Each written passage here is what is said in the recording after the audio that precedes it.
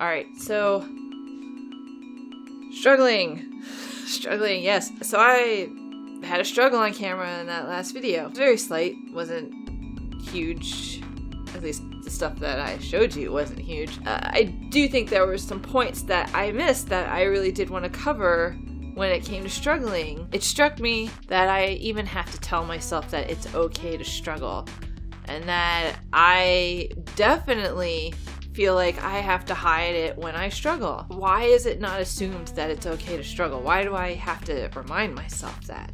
I have internalized the message somehow that when I'm struggling, I'm weak and I'm frail, or that I'm failing at life.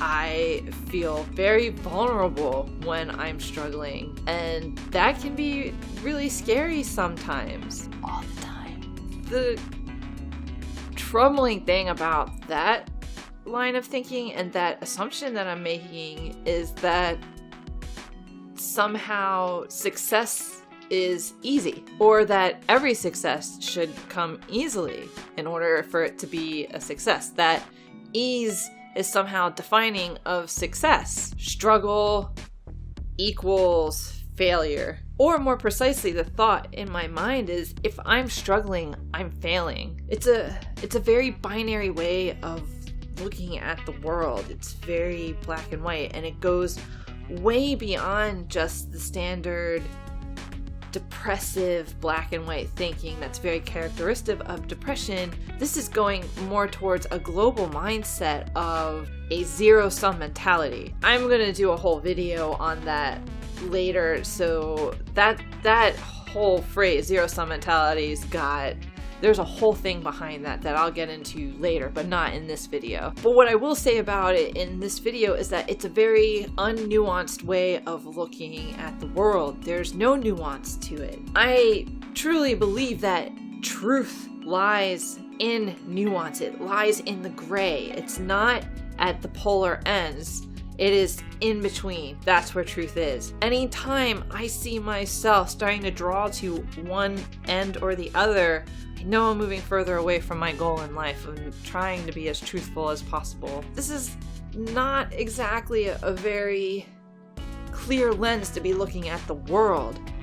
There's a lot of nuances that I'm missing when I think that struggle equals failure. I can struggle and I can still succeed. That's like every single hero's quest ever. Hero goes on a quest, hero meets companions, hero learns things and grows, and then struggles to the point that it almost looks like they're going to fail, but then, somehow they turn it around and they win in the end. Struggle is a key to it. But even the inverses are possible. You can succeed and still fail, and you can fail but yet still succeed. Context is going to matter. It's going to be nuanced. A generic example could be like a workaholic who has worked so hard for their promotion that they succeed in gaining the promotion, but their marriage has completely fallen apart. Or the opposite, where they failed to get the promotion, but in the end, they failed getting the promotion because they were working so hard at their marriage and trying to preserve it. Or that's it. Struggle in the realm of failure and success, it's nuance. And as usual, it's in the gray. Any master of a craft or art will tell you that a huge part of getting to where they're at has been to fail, and that failures often come more than successes, and it's a matter of trial and error. So many of my heroes and mentors have told me that the key to their success has been failure. I think what I struggle with is that they make it look so easy, and that I just have assumed that to be successful, to be masterful, it has to come easy. It's not the brightest thought, but it's there. As I said in my last video, strength comes from struggling. It comes from resistance. That's true, and kind of a core principle in even like weight training. It's completely based on struggling against resistance, struggling against gravity. We push our muscles to our limits so that they tear slightly, and then they rebuild stronger. Strength comes from pushing through our struggles, though it is good to have a spotter there to make sure that we don't push past our limits and hurt ourselves. So why is it so vulnerable to show people that we're struggling? And why do I feel like I need to hide it? I think that one of the primary reasons I feel the need to hide it is it ties back to my basic question that my brain is trying to always figure out. Am I okay? And when I'm struggling, the answer very well may be kind of. We have all been there. We've all exposed a vulnerability, and then somebody who is not able to tolerate it struck at that vulnerability, and it hurt us. And if I feel vulnerable or I feel open to attack or threat because I'm vulnerable, then yeah, I'm gonna close off and I'm gonna try to hide it. But I don't think that's the only answer to that situation. I think that we humans as a species, I think that emotional discomfort is not as easily tolerated as physical discomfort. And I do think that it comes down to emotional pain versus physical pain. And this is a theme that's going to come up with me a lot. I'll be dedicating a lot of videos to that in the future as well. I think it can be easily argued that for the most part, most people prefer physical pain to emotional pain. Some evidence of this is that physical pain can be used to control emotional pain, as we might see with cutters or other people that self-harm. We often put distance between things that cause us emotional pain as well as physical pain.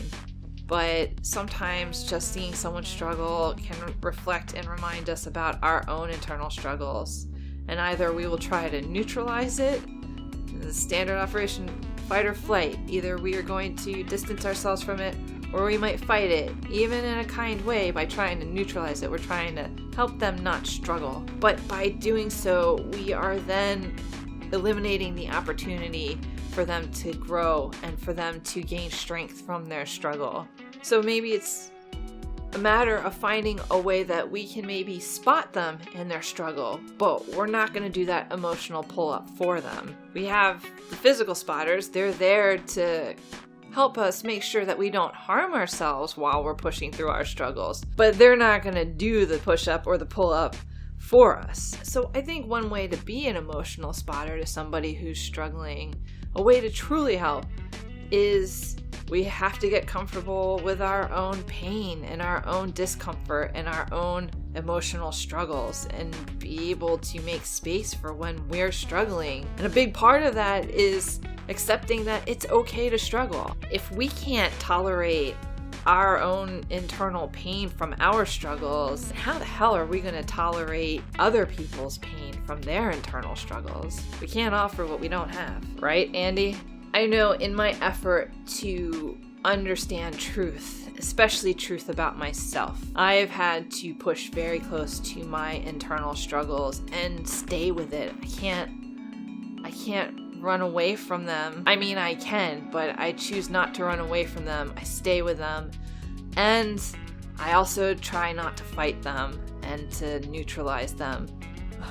That's really, really hard. I struggle with that. But I do know and truly believe that by struggling with those things, I am getting stronger emotionally, internally. I'm growing in strength every time I stick with that struggle and that I allow myself to struggle, because I'm letting myself know it's okay to struggle. I feel very fortunate to have emotional spotters in my life right now. They are hard to come by, but I have a fantastic therapist in my life, and I also have friends that are doing their own emotional weightlifting. I feel like I've been doing emotional weightlifting for many years now, and with the help of my spotters, I am starting to understand the nuances between struggling and success and failure. I really struggled to get through that sentence. And the thing that makes me happy about that is that then maybe I can someday be an emotional spotter for you or for somebody else in my life. And maybe I already have. And I might be a great emotional spotter right now. But you have to show me your struggle if I'm able to spot you. I have to know what you're working on to even know that that's what you're doing. So, as honest as I have to be about my struggles with you, you have to be as honest with me about them too, if we're gonna get more emotional spotters in this world. So, thank you, friends, for being with me this far. Love you guys. I hope that you find your emotional spotters. I hope you're finding strength in the struggles that you're facing today. And so then, until next time, we go to outro. I think emotional discomfort is not as easily tolerated as your mom.